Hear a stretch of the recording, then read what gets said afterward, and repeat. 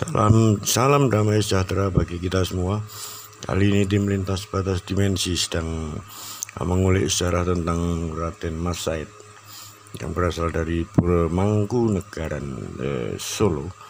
Pura Mangkunegaran sendiri didirikan sekitar abad yang ke-17, yaitu yang pertama kali mendirikan adalah Raden Mas Said atau panggilan Sambernyowo, yang lahir pada tanggal 25 April 1725 di Keraton Kartosuro. Beliau merupakan Pangeran Arya Mangkunegaran dan cucu dari Pakubuwono yang pertama. Namun berbeda dengan keturunan para raja yang lainnya, beliau justru hidup dalam kesederhanaan dan keprihatinan. Bahkan ketika pada umur 2 tahun ayahnya dibuang ke Sri Lanka oleh Belanda karena difitnah, dan ibu dari Raden Mas Said sendiri yaitu Raden Ajeng Wulan meninggal saat beliau masih kecil. Kemudian Raden Mas Said diasuh oleh Raden Ayu Sumarno yaitu neneknya, dan hidup di luar keraton dan dididik dengan kuat dan tangguh. Dalam sejarah dan warisan nilai-nilai perjuangan Raden Mas Said disebutkan bahwa ia lebih suka bermain-main dengan kaum alit atau orang-orang kecil dan bergaul dengan masyarakat yang biasa, tidak seperti anak-anak para raja yang lainnya. Dan ketika dewasa, Raden Mas Said seperti mendirikan semacam kelompok atau pasukan, karena beliau melihat ketidakadilan orang-orang Belanda terhadap bangsanya. Beliau akhirnya mengangkat senjata dengan orang-orang Tionghoa yang pada akhirnya terkenal dengan geger Pacinan di Keraton Kartosuro waktu itu. Setelah terjadinya pertempuran itu, Pakubuwono II yang waktu itu berkuasa di Keraton Kartosuro terpaksa mengungsi ke Ponorogo dan meminta bala bantuan kepada Belanda. Kemudian pihak Belanda juga memberikan bantuan dan akhirnya mengambil alih kedaulatan Mataram di Kartosuro. Tidak berhenti begitu saja, perjuangan Raden Mas Said terus berlanjut ke berbagai daerah. Sampai di daerah Sragen, Adipati Suyonopuro mengusulkan Raden Mas Said yang waktu itu masih sangat muda sekali dengan posisi memimpin pasukan. Bahkan pada catatan sejarah, pasukan Raden Mas Said ini pada pertempurannya di Rembang, tepatnya di hutan Sitakepya, pasukan Raden Mas Said berhasil memukul mundur pasukan VOC. Walaupun kalah jumlah, namun pasukan Raden Mas Said bisa membunuh 600 prajurit VOC, dan Raden Mas Said juga bisa membunuh atau menebas kepala dari Kapten Van der Pol yang saat itu adalah komandan VOC, dan juga bisa menguasai benteng Vandenberg yang berada di Jogja kembali. Kejadian tersebut berawal dari pasukan VOC yang melakukan pengejaran Raden Mas Said. Namun karena kegigihan dan ketangguhan Raden Mas Said bisa lolos dari kejaran VOC, justru sebaliknya VOC yang akhirnya menjadi buruan dari Raden Mas Said itu sendiri. Oleh karena ketangguhan dan kegigihannya, para prajuritnya menjuluki atau memberikan julukan Pangeran Sambernyowo, dan bahkan Belanda pun juga mengakui julukan tersebut oleh karena ketangguhan dan kegigihan dari Raden Mas Said sendiri.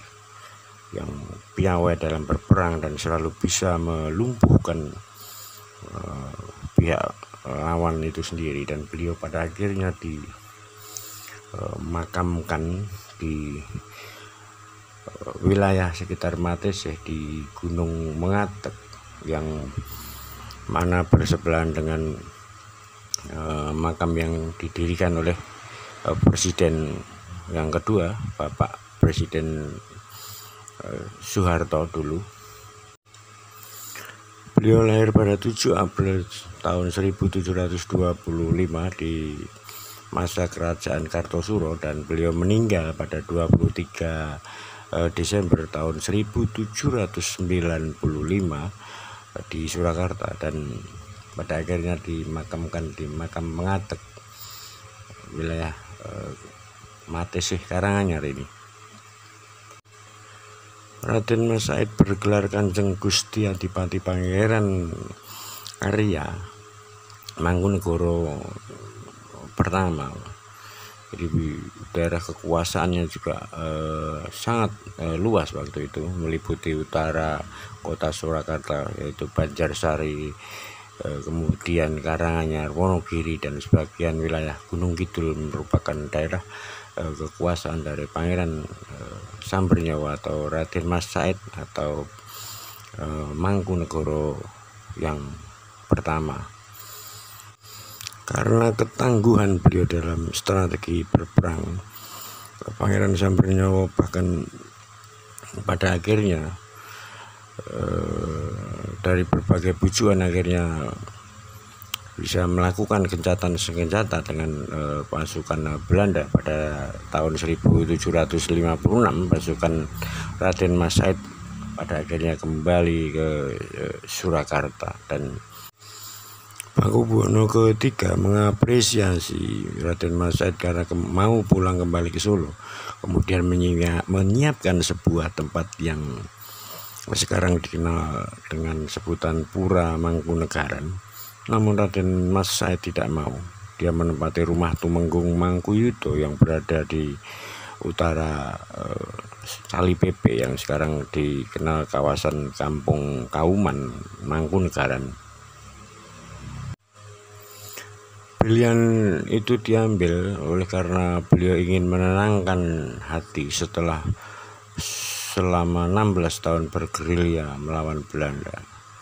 Pada akhirnya pada tanggal 17 Maret 1757 ditandatangani sebuah perjanjian yang akhirnya memecah kembali Mataram, yang pada perjanjian ini merupakan solusi untuk menyelesaikan konflik dari perebutan kekuasaan. Perjanjian yang dikenal kemudian dengan Perjanjian Salatiga itu telah menghidupkan dinasti Mangkunegaran sebagai daerah praja yang boleh mengurusi wilayahnya sendiri. Namun Mangkunegaran tidak memiliki otoritas yang sama tingginya dengan Kasunanan Surakarta maupun dari Kasultanan Yogyakarta. Raden Mas Said diberi hak untuk menguasai wilayah timur dan selatan, sisa dari wilayah Keraton Mataram itu sendiri. Wilayahnya terdiri dari yaitu tadi bagian utara kota Surakarta meliputi kecamatan Banjarsari, kemudian ke seluruh wilayah Kabupaten Karanganyar, Wonogiri, dan sebagian Gunung Kidul. Dengan gelar Raden Mas Said yaitu Kanjeng Gusti Adipati Pangeran Adipati Arya Mangkunegoro pertama berhak secara mutlak memimpin Mangkunegaran. Dan setelah menjadi adipati, atau sebenarnya bukan raja tapi adipati, Raden Mas Said beserta keluarganya akhirnya beliau bersedia tinggal di Puro Mangkunegaran yang sebelumnya disiapkan oleh Pakubuwono yang ketiga. Hingga akhir hayatnya beliau meninggal juga tinggal di Puro Mangkunegaran ini, dan beliau wafat dan dimakamkan di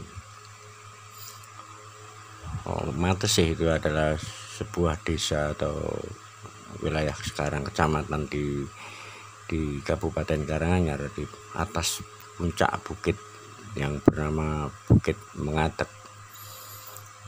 Dulu konon cerita bahkan pesawat aja lewat di atasnya akan jatuh oleh karena masih keampuhan atau keangkeran dari makam yang Samber Nyawa tersebut. Dan banyak orang-orang yang melakukan ritual ziarah maupun semedi di area makam Pangeran Samber Nyawa ini.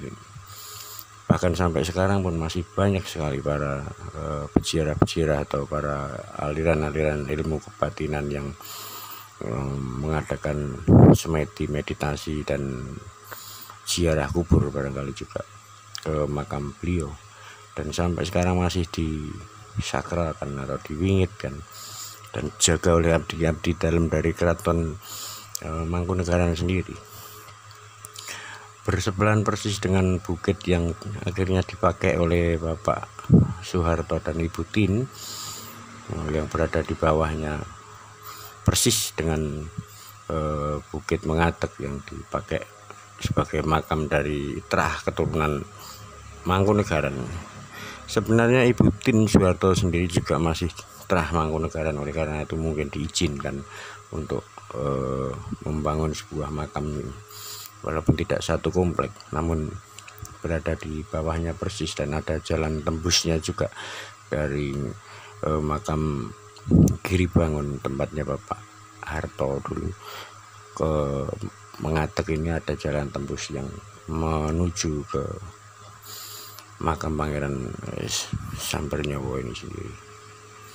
Banyak hal yang bisa diceritakan tentang Pangeran Samber Nyawa, dan bangunan Pura Mangkunegaran juga merupakan semacam warisan budaya yang mana sangat langka, dan itu kayu-kayunya dulu diambilkan dari Alas Donoloyo yang berada di Wonogiri, hutan yang terkenal sangat angker. Itu diambilkan dari kayu-kayu yang berusia ratusan tahun dan dengan ritual-ritual khusus.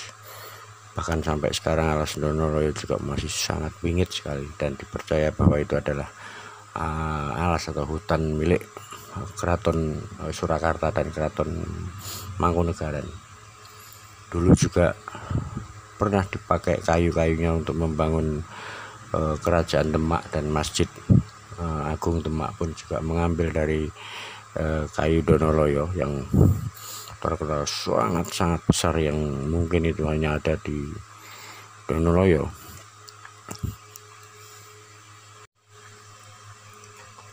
Banyak cerita tentang keraton atau Pura Mangkunegaran dan